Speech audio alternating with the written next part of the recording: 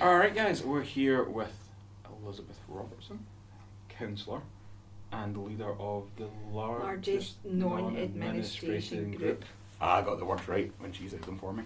Elizabeth, how are you today? I'm good, thank you very much for meeting with me. We've come to the feedback, which is pretty cool. Yeah, we're just doing one with Fraser about how this year's been different, the things for next year and that sort of stuff. So, following on from that theme. Yes, this year in Inverclyde. What are your thoughts? It's been pretty wild. Has been pretty wild. I think the safest thing we can probably say about 2020 is that we've never really bumped into any time travellers this year, because anybody who knows anything about 2020 would give it a wide berth. They might not. They might come because it could be. So? It could be one of the most entertaining. Do you think so? See, I don't think it would. You wouldn't get any theatres. You wouldn't get to see any new film releases. It's just best to avoid. But the whole year has been theatre and film. Well, there is that. It's like when you go to the theatre, and I've never been to one of these, thankfully. You might enjoy these sort of things, but where the audience is forced to participate. Yeah, no, many I think of those. This 2020 could have possibly been a participation year. Right, okay. Do you think that might actually be what it actually is? What it is. Right, okay. Yeah. Well, for me, 2020 summed up that the US Navy confirmed UFOs and no one Batted an eye. Said nothing like that. There's nothing can shock us now. It's just that. So I was just waiting for the Kraken to get released into the Clyde and watch the Dunin boat get swallowed down. Might still happen. We've got weeks. 2 weeks. We've got two and a bit weeks left of the year. Let's see what we can do. But no, this year it's been really unique in terms of human history, and we've lived through it. Sadly, some people that we know and care about and things haven't, and it's been horrible for a lot of families, really horrible. But I don't think I've ever seen community spirit in this area than I've seen this year. It's been incredible. There's been a whole raft of sort of very grassroots. We talk about grassroots things happening at really locality and community and street level, and we do talk about it, but I've never seen it happen on such a scale as it has this year. People have just totally stepped up to be there for each other.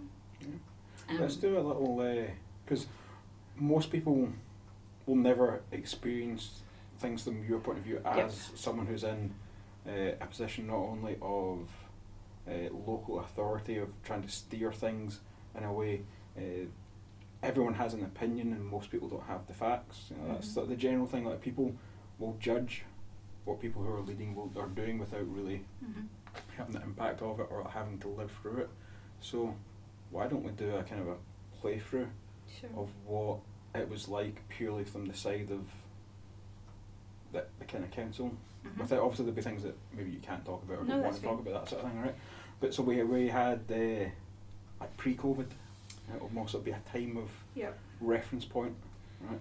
Pre-COVID, it's amazing to think some of the things that we thought were priorities. And for the first thing to say, it's been a real eye-opener in terms of that. There's some things that we thought were, this is insurmountable, and this is a red line that we cannot cross, and really, these things don't matter as much as we thought that we did. And so there's been a degree of humility, I guess, that I think people who've dealt with this well have had to embrace. You've had to be humble through all of this, and if you haven't, then shame on you, really. Was there talk of, like, we obviously saw it coming through Europe, we saw it kind of building, that sort of thing. From what we done as a business, we could see that we're talking to clients and we'd see that something like, it's never going to happen here. And then there was obviously other people that had kind of nailed it right in the head of like, this is coming, this is what it's going to be like, and kind of had everything sort of in between. What was it kind of like on the sort of council side of things? I think we didn't get everything right. We absolutely didn't get everything right, but we really did see it coming. We were very much on the basis of, this could be huge, and it might not be huge, and if it's not huge, then thank goodness. But in case it is huge, we better start planning. So we really did get ahead of the PPP, PPE, sorry. Not PPP, good God, that's a whole other kettle of fish.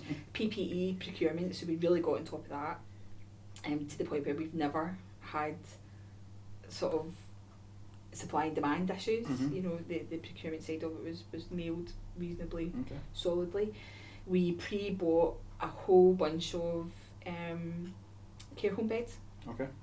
So that we were able to accommodate the elderly population who were coming out of hospital potentially, or having to move into a care home context because of what was happening in terms of COVID, to the point where we actually haven't used a fraction of what we bought, but buying it up ahead of time was the right thing to do, because we were preempting what could have potentially been a huge need for a really vulnerable and part of obviously the you're community. acting on, like, hindsight of 2020 going, we could have done some more, right? But obviously you're working from your best intentions of the information you have in front of you. So I think we really did. We planned pretty well ahead.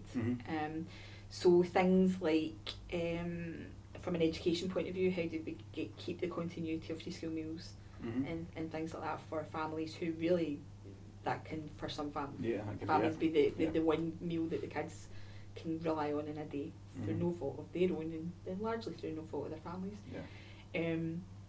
And initially what we did was we put together packs of food that people had to come to the school to pick up, and then it changed to, we've got packs of food that we're going to take to you, and then that morphed into, we're going to put money in your bank account.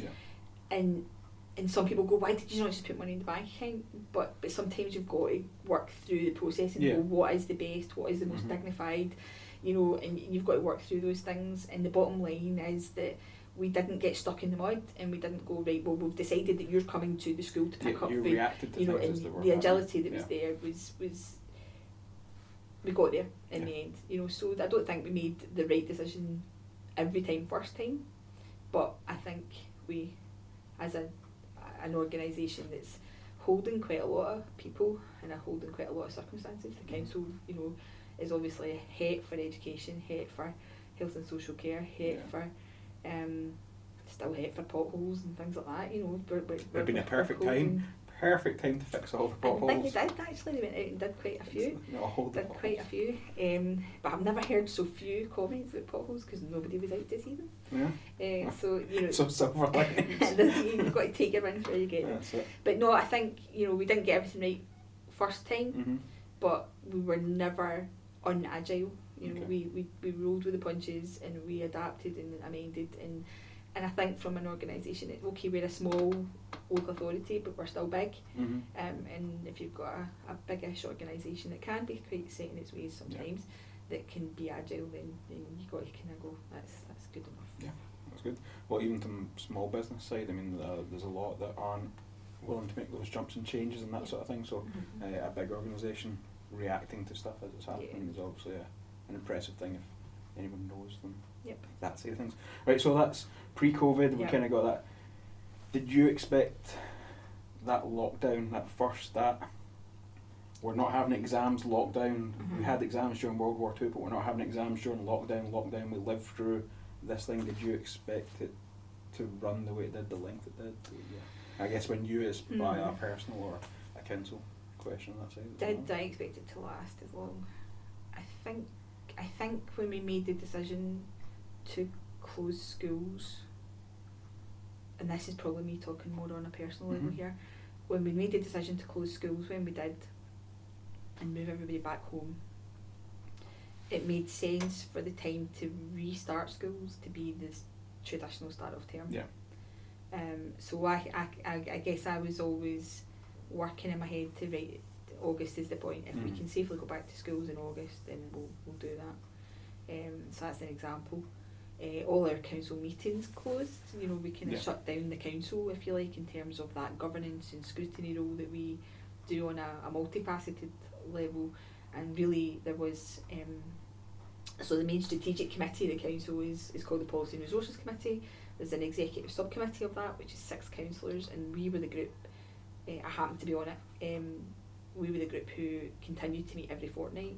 So basically all the decisions that were made operationally by the officers, the people who are paid the bigger bucks, to be fair, to sort of make the decisions in the council, that all happened, and then every fortnight we were kind of coming back and either going, right, okay, we understand why you did that, or why did you do that, can we change that, and debating it out, or else we were kind of planning the next stage of decisions. So decisions were still being, there were milestones of decision making fortnightly still across the board, but it wasn't on the scale of the 4 service committees and the full council and the quasi-judicial boards and all the Mhm. other things that we do on a daily basis as Yeah. councillors, so it was a bit odd that way.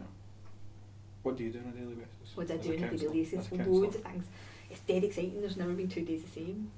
Never been 2 days the same. I think so we might have different definitions of exciting. No, just as well. honestly it is though, it's quite exciting. That's when you know you're doing the right thing. Yeah. Do you know what I mean? When you wake up and every day is exciting and brand new. So there's the service in the council. You There could be is, doing the right thing or cocaine. You know. well, which is never the right thing. So there's the Education and Communities Committee, there's the Health and Social Care Committee, there's the Environment and Regeneration Committee and Policy and Resources, which are the 4 service committees that sit under the full council. So you've got all the stuff to do with that is servicing the business of the council.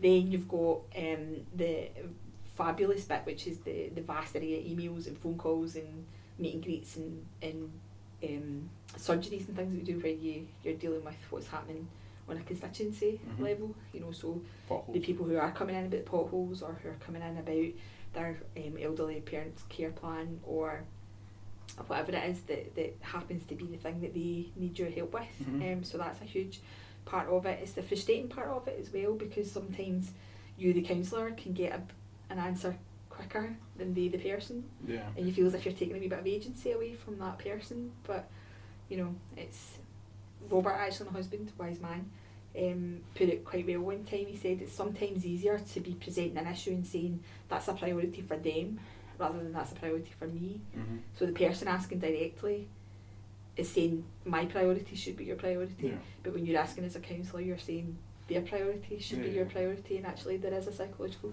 difference. Mhm. And so yes, I took his wisdom on that account. So there's the service in the council, there's serving the community, then there's the sort of outside bodies that we get involved in. So we have a hand in so many things, like Riverclade Homes, Mhm. which is a separate organisation, but there are councillors involved in the governance of that organisation. The Beacon, which I'm involved in, so I'm on the board of the Beacon as a councillor. Mhm. And there's lots of organisations that operate in Inverclyde that we have a hand in Yeah. because they're significant strategically for Inverclyde. And then there's the sort of wider community things like community councils, parent councils at schools,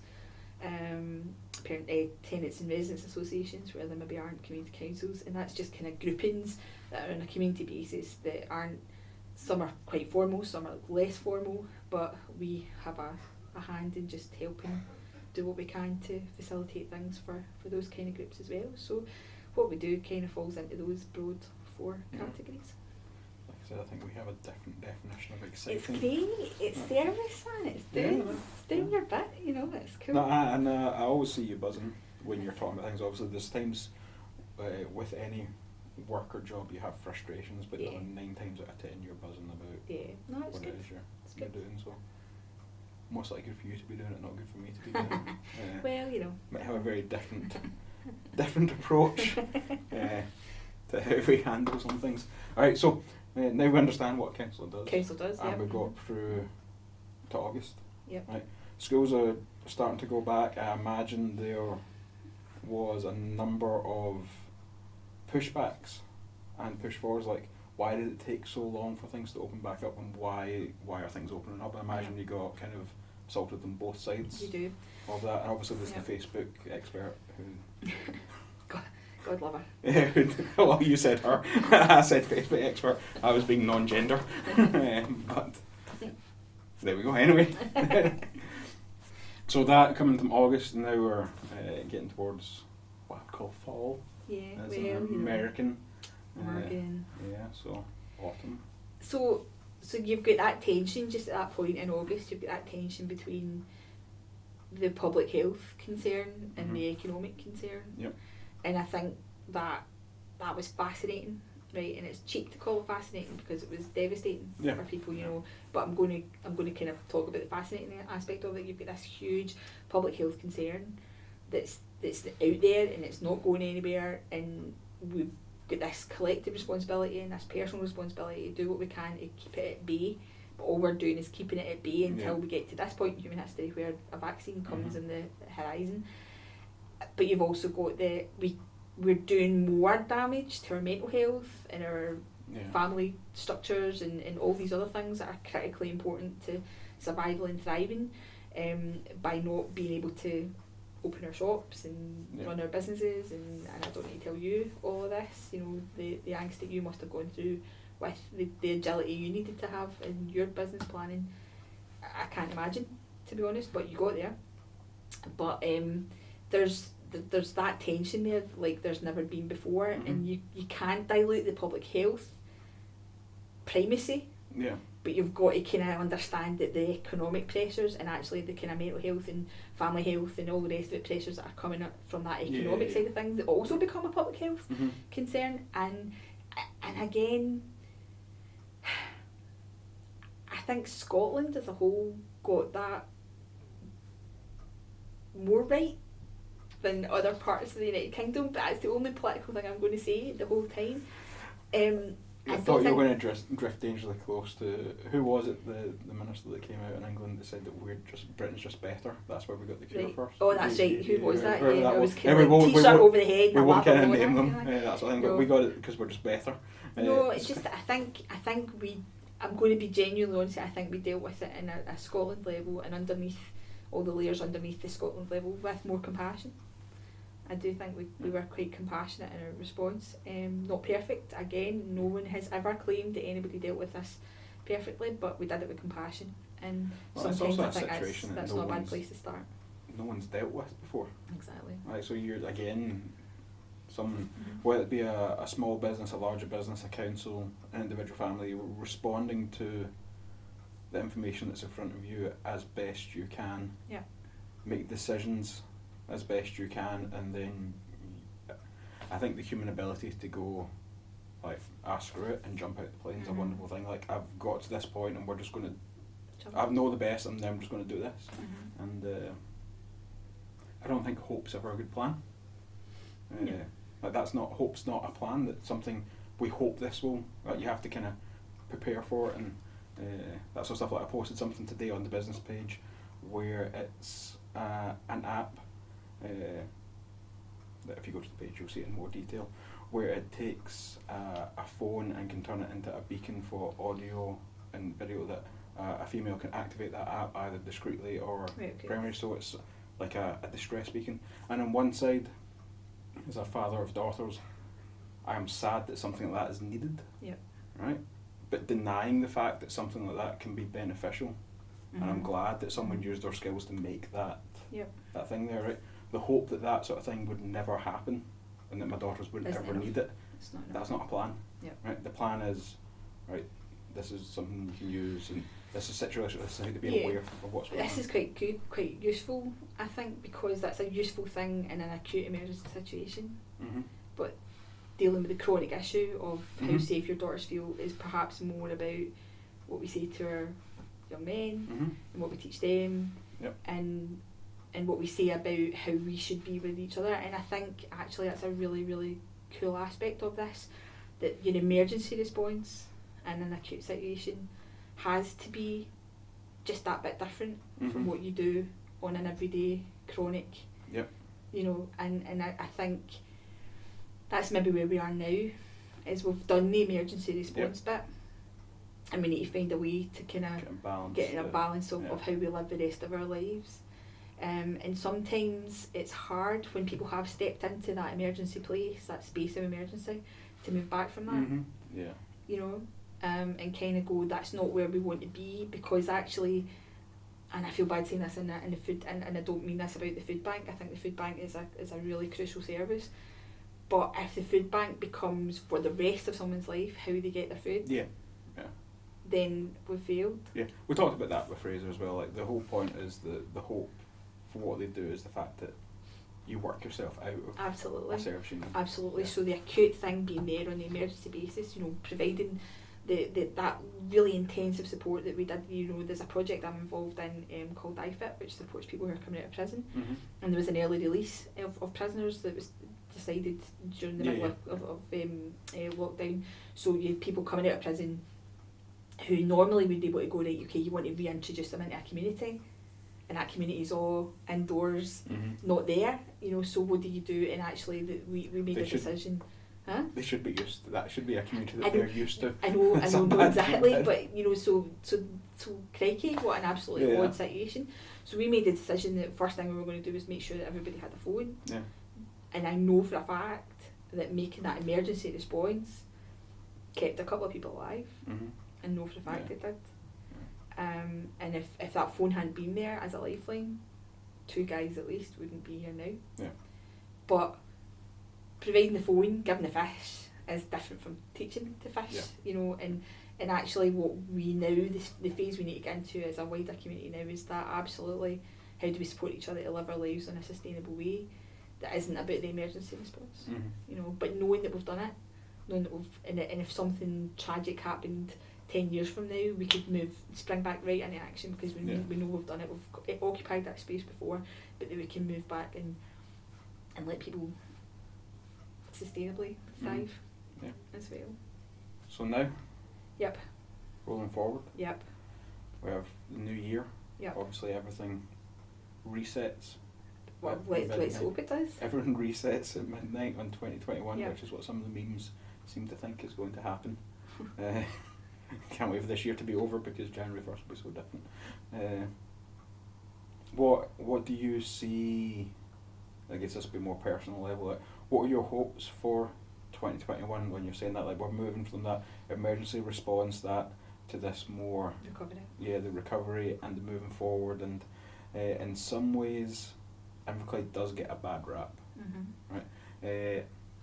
With what I do, at the start of this we were on a number of calls with various facilities over the country, and when you say you do this sort of thing within Inverclyde, you get laughed at, but you also kind of expect that when you come from Inverclyde, right? I think this is a good opportunity for us because we've got such a blank slate. Mm-hmm. Right, so what are some of the hopes Yep. for 21 through 2030? Okay, so we definitely need this vaccine to come here and be successful and Mhm. work. Again, just knowing how our health and social care services work, I'm quite comfortable, confident that the infrastructure of making whatever the vaccine looks like, what is it going to be, 2 doses, 14 days apart or something? And I think you get 2 doses 14 days apart, and then you get And then it's the a mark payment. of the devil. Something. Shortly after that, I believe is some of the Right, okay. Oh beliefs that then dear. that's how you buy and sell. Oh dear. Something. Right, it better not be, because Yeah. if it is, I'm not buying them, I'm not Yeah, signing but up for that. It's alright, because that's what Facebook's saying from the person that has the iPhone. They don't want the Right, vaccine to track them, right, okay. but they're okay. posting it from their Right, iPhone. okay. Well, we'll kind of we'll see how that all pans out then. Yeah. But I'm quite confident that the infrastructure for that very basic thing, that's a game Mhm. changer. The vaccine's a game changer. Yeah. So that the infrastructure for that should work fine. And then I think there are opportunities we've never capitalised on here. You know, it's something I wrote. Now this is my wee plug for my column in the Tilly every fortnight. Every 2 weeks I kind of get to make my spleen basically and say this is what I think. One of the things. This is what grinds my gears. Is that the Peter Griffin quote? I actually wrote that one time. I said that to I quote did. the inimitable I know Peter you did. Griffin. So yeah. It is one of the things that the Scottish Government, for example, makes a programme for government every year. Mm-hmm. And I said a few weeks ago, Fife were named in this blooming programme for government, Yeah. and Inverclyde went. And we need to kind of start beating the doors down, having the conversations, chatting the chat, strategic talks with whoever we need to talk to kind of get pre-approved for all things that would absolutely make sense to happen here. And there's lots that can happen here. We do have good infrastructure links. We do have. We're not far from an airport. We're not far from a world-class city. 2 world-class cities actually are not that far away from us. Yeah. You don't think they are though, I know. because of America? Do you? No, I had 2 towns in my head that I was going to say that. I was like, I'm not going to say those. Right, okay. I thought you were kind of going like that. Well, No. it's no. Paisley's no not. Chicago. Paisley's not all what you're cracking it up to be. So, if you could wipe one place off the planet, what would it be, and why would it be Paisley? You may say that. I couldn't possibly comment. No, you couldn't, because Couldn't possibly comment. Yeah. But we've got good links to these other bigger places and Paisley. We've also got great resources. We've got decent space. We've got phenomenal physical, things going on with the view and the even down to how much you spend for a house here. We have the space. Get a lot of house the for space, your money. the things in the view. The space, the things in the view. You get a lot of money for a lot of house for your money rather. You get a lot of money for your house. A lot of house for your money down here. There's all these things that are going for why people should come and live and work and locate their business here, and we just need to get out there and go, we're open for business, and we can do it. Can you talk to the Turkish barbers and figure out how they've, because obviously they have populated heavily. Right, okay. So what strategy they're using could possibly be an approach to use. Who knows? For other. Again, other you things. can say that. I couldn't possibly comment. Yeah. It's not just Turkish barbers. We have a lot of beauty in hair. We do. We have a lot of beauty in hair. But we all have beautiful hair. I have not been to anything since mostly about a year. Hence the hat. Right, okay. Yeah. I'm also trying to do that. I'll just grow my hair long for a year. Well, my hair's gone very grey.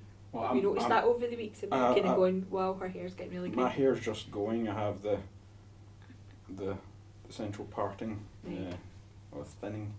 No, I don't like spotlights overhead. That's not a good look for me. And I've just decided I'm going gracefully. I've decided to just. That's the way to go. I mean, no issue with aging. No. Aging is a perfectly natural thing for everybody. Yeah, it is. Yeah. Anything else we want to talk about? Or anywhere else we wish to make fun of? No. I think we've covered all the things that I shouldn't really cover. Thanks. But no, just I think we've got there. What I'm putting in the column this week is we should all pull our t-shirts over our heads and do a lap of honour around the closest 3G pitch, and kind of go, we made it. I think. I'm just going to throw out there, some of the people that I work with should not do that because they have trouble with stairs, let alone running around with their face covered. So you're not endorsing that particular? I think you should have a self-limiting guidance on, should I run around without vision? Okay. I think that should be if you've fallen down with vision over the last 6 months, you should not run around without vision. But otherwise, go nuts, celebrate that we got through this year, and just with the planning that we've got and the kind of community spirit that we've seen, we know we can handle 2021. We know we can. How do people get in touch with you so they can complain more about potholes? You can, the easiest way is probably to email me, Mm-hmm. liz.robertson@inverclyde.gov.uk.